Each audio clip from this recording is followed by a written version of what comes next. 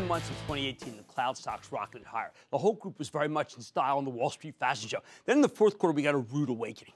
As investors started worrying about a slowing economy, they dumped everything related to the cloud, and the group got crushed. Now that the Federal Reserve has backed off its plans to aggressively raise interest rates this year, something that would strangle the life out of this economy, the cloud names have been rebounding. Take VMware, the company that pioneered the virtualization software that makes data centers so powerful, which is why they've now become a major cloud infrastructure play.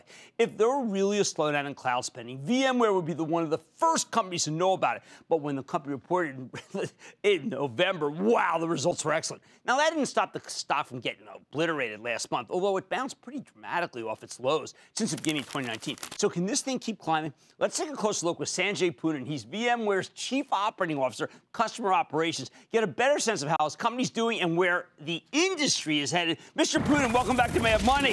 How are you, sir? Sanjay, have a seat. Thank you for. I like that T-shirt. You liked our little designer shirt just for your show? I particularly like it because if you add back the dividend that you got from VMware, you are the #1 cloud king.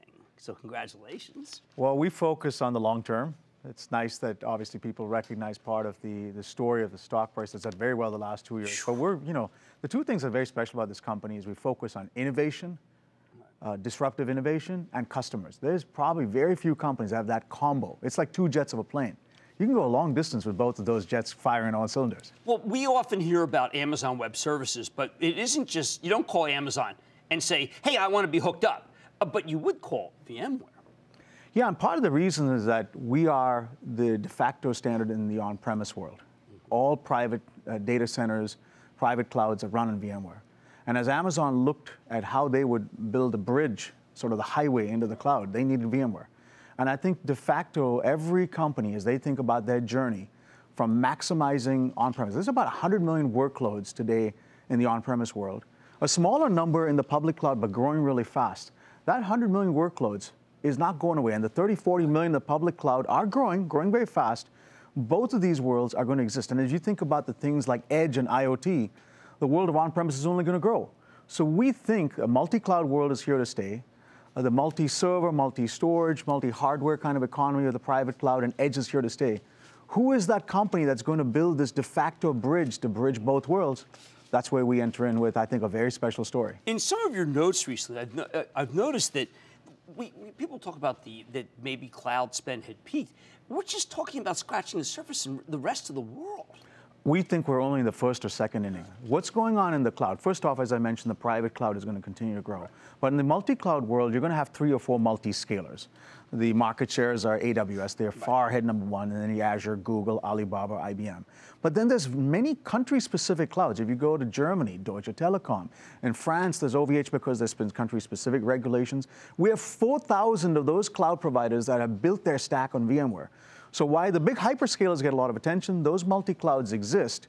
We think that those cloud providers are in their first or second inning of growth, and we have got to build partnerships by which we can optimize the world for this multi-cloud world. We do not talk enough about those, so thank you. We also have not talked enough because it was kind of something that was in process. Dell and the industry. Can you talk? Michael Dell is a visionary. I have always loved him.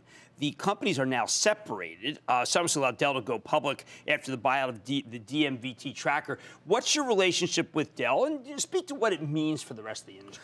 Michael Dell is an incredible business leader, and obviously his story is well documented and unparalleled. He's our chairman, and they own a controlling interest in VMware. But the beauty of this setup is now the economic interests of Dell and VMware are perfectly aligned. They are a public company. We're a public company.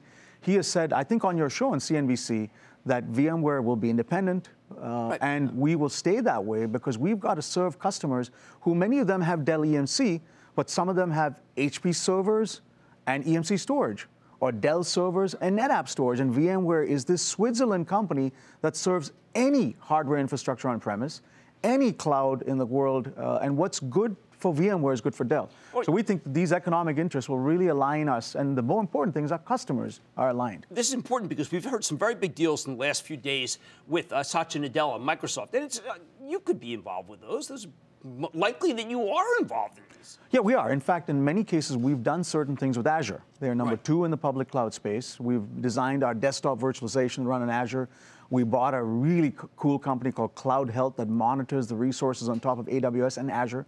So we do think there's a multi-cloud world. What we started to do in the data center, what we've done with Amazon, is further ahead, largely because Amazon's number 1, and we're hearing more customer appeal for that. But we do believe it's a multi-cloud world, and we'll make appropriate investments for a multi-cloud world as we progress. How do you stay humble? The company's remarkably successful. I saw a terrific video on YouTube about you and talking about servant leadership.